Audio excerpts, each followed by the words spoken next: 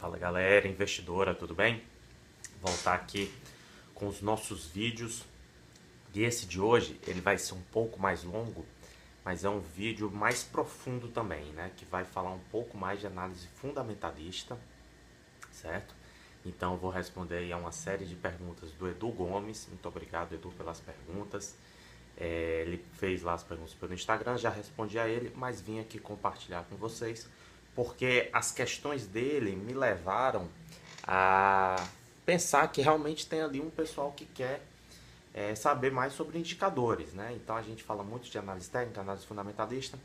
A análise fundamentalista trabalha com vários indicadores fundamentalistas, que é você avaliar os fundamentos das empresas e também fazer comparações entre empresas, preferencialmente do mesmo setor. É difícil você comparar um Banco Itaú com uma empresa como a Magazine Luiza ou, sei lá, a Petrobras com a Oi, né? São empresas bem diferentes em momentos diferentes. Agora a Oi com a Vivo, né? A Magazine Luiza com a Via Varejo, a Petrobras de repente com alguma petrolífera estrangeira.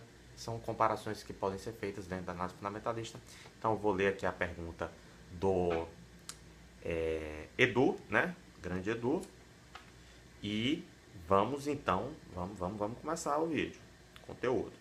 Ele fala o seguinte: primeiro eu tinha colocado lá no Instagram uma situação de mudança de paradigma, né, com a Selic a 5%.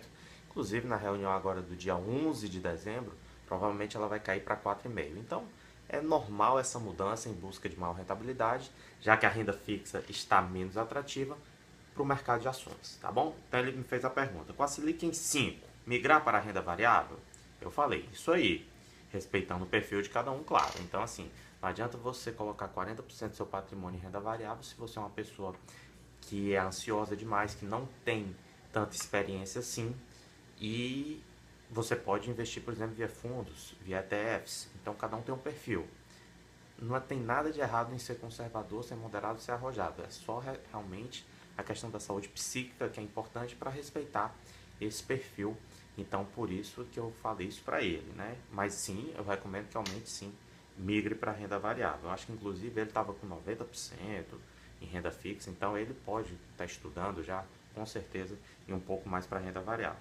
Me perguntou sobre as minhas avaliações dos FIIs, eu falei que gostam e se beneficiam também da queda de juros, e falei para ele como está meu portfólio mais ou menos, que está em 5%, de 5 a 7% em fundos imobiliários. Tem 35% em renda variável, 50% em renda fixa, o restante é em FIIs e dólar, dólar e ouro, né? Proteções também de 5 a 7%, tá bom?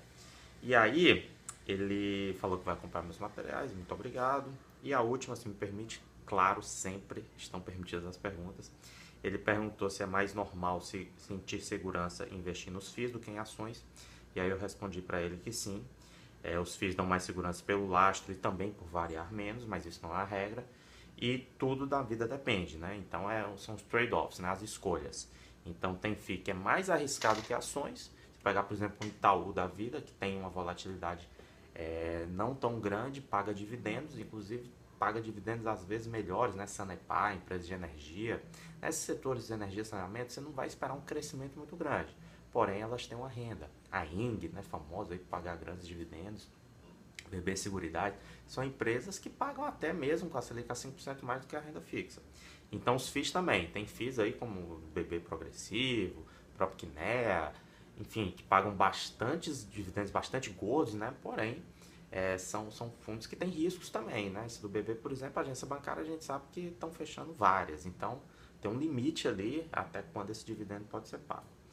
E aí ele falou que já está investindo em FIIs, aquilo que eu falei de 90%, a carteira está girando 93% na renda fixa, 6% em FIIs e 1% em ações. Tá ótimo, eu acho que dá para aumentar esse percentual em ações, como a gente conversou, né?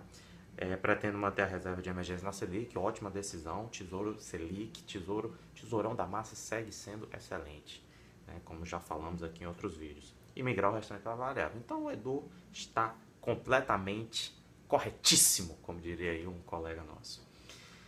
E aí ele até perguntou para finalizar: ação segura seria o que apresenta um ROI constante e crescente? E aí que nós vamos entrar aqui nos indicadores. O ROI, eu falei que é um indicador útil, e que antes de entrar nos indicadores, eu quero falar, até que falei para ele, vai no simples, qualquer coisa compra o ETF, que às vezes a gente sofistica demais, né?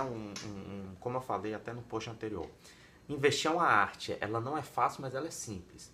Então, graças a Deus, hoje em dia nós temos várias opções. Antigamente era uma coisa mais difícil, né? Só era mais para investidores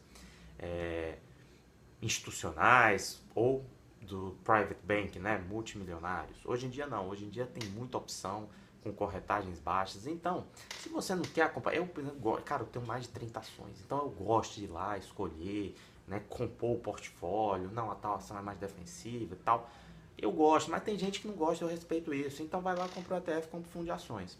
Mas já que nós vamos falar, já que se você quiser escolher, se você gostar como eu, e eu acho interessante isso, pode falar comigo, conversar.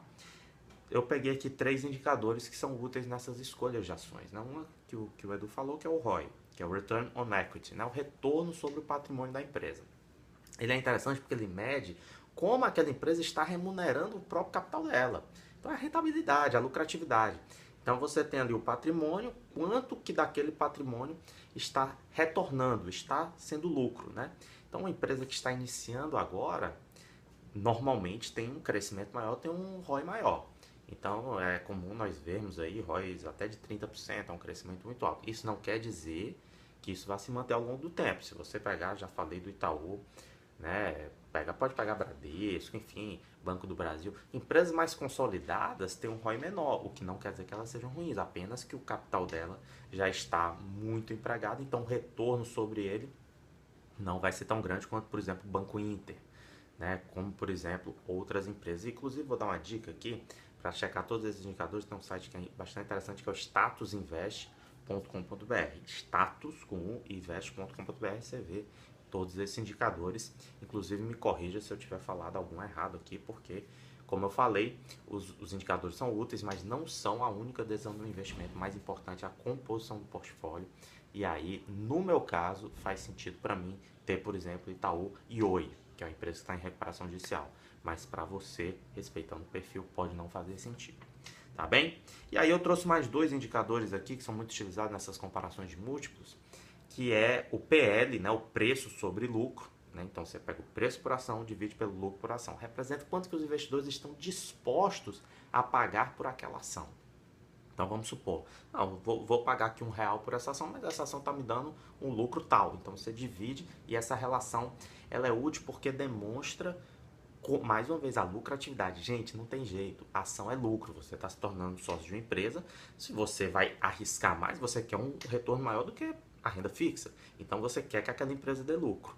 Então o PL é interessante, como eu falei, cada setor é diferente, todos esses indicadores têm limitações. Por exemplo, o PL, ele tem que ser comparado de empresas do mesmo setor.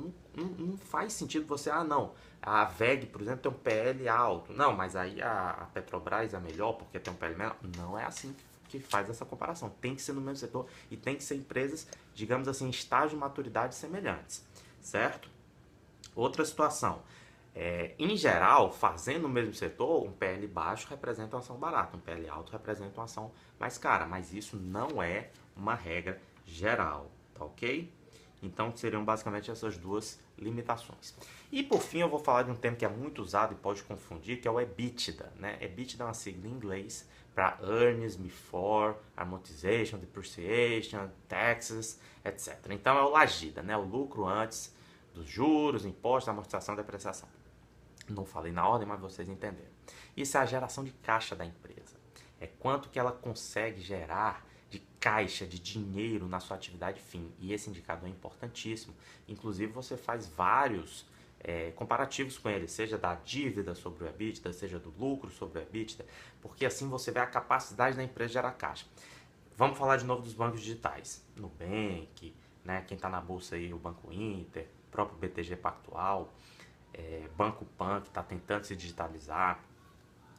A capacidade de gerar caixa é importantíssima, porque esses bancos, as startups em geral, elas vão muito ali na linha, nós temos 1 milhão de clientes, o crescimento é muito alto, sim, mas está gerando caixa. Esse cliente é um custo, quanto que você rentabiliza esse cliente? Então, isso é um aspecto importantíssimo. Outra coisa também, a Oi gera bastante caixa, mas ela tem uma dívida imensa. Então não é só o EBITDA, como eu disse, todos esses indicadores eles têm limitações.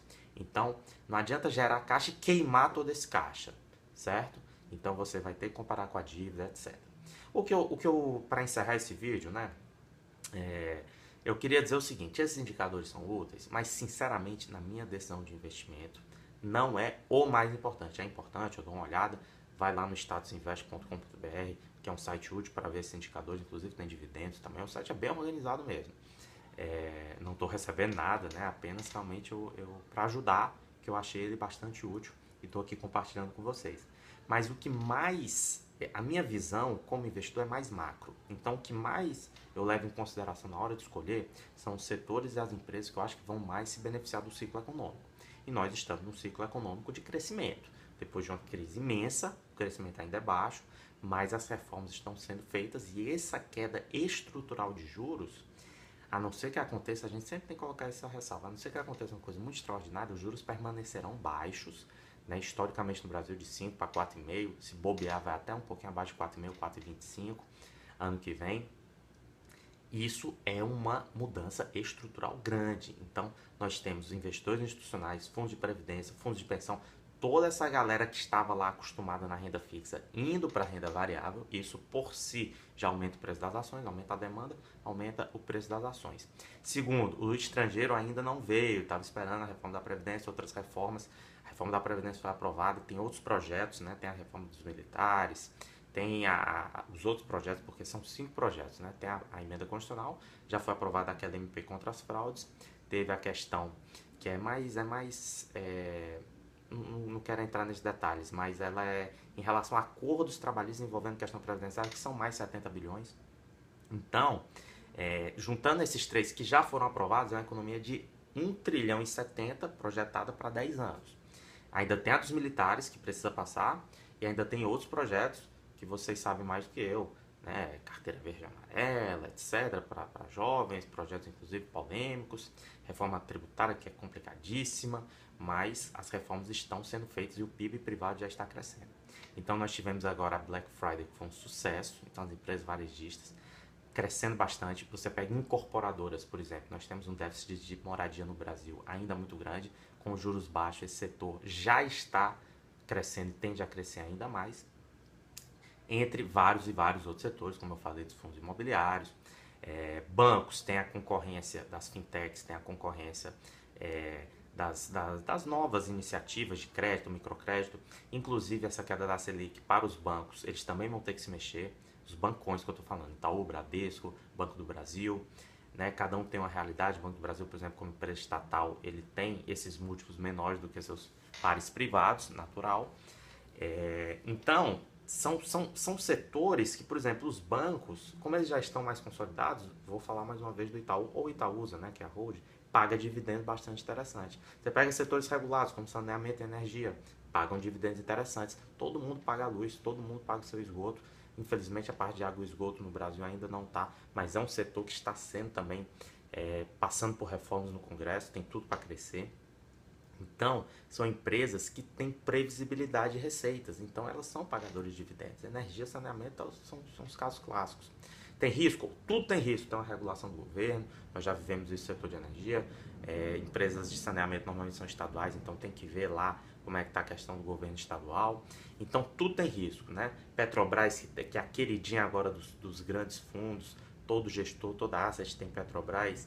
Cara, bater na madeira até aqui, mas pode acontecer um acidente, entendeu? A gente, pelo amor de Deus, torce para que não aconteça, nem do ponto de vista ambiental, nem do ponto de vista humano. Mas tudo tem risco, né? Tudo tem risco. O acidente pode ser fora do Brasil, pode aumentar ou diminuir o preço do petróleo, só que a Petrobras está lá fazendo dever de casa, então é uma empresa boa para se investir. Então você tendo esse portfólio, eu, por exemplo, como eu falei, tenho 30 ações, inclusive crescendo esse número. É uma diversificação talvez até exagerada. Então você, se não quer ficar escolhendo isso, vendo cada setor, não, a Rumo é boa porque tem ferrovias e tal, o Brasil está muito dependente do modal rodoviário, e aí a parte da agropecuária crescendo, também posso comprar uma empresa agrícola, enfim, JBS, BRF por causa da proteína animal.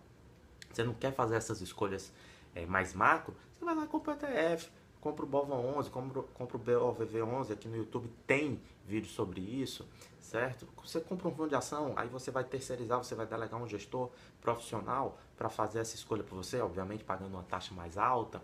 Então tem várias opções, galera, respeitando o perfil. E é isso.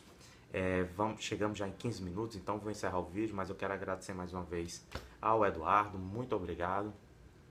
O vídeo aqui rendeu, né? Eu queria falar dos indicadores, acabei falando de outros assuntos. Mas é isso, galera. Um forte abraço. Deixa aqui seu comentário, deixa sua pergunta. Pode ser no inbox, pode ser no nosso grupo do Telegram. Vou até colocar o link aqui embaixo. Estou em todas as mídias.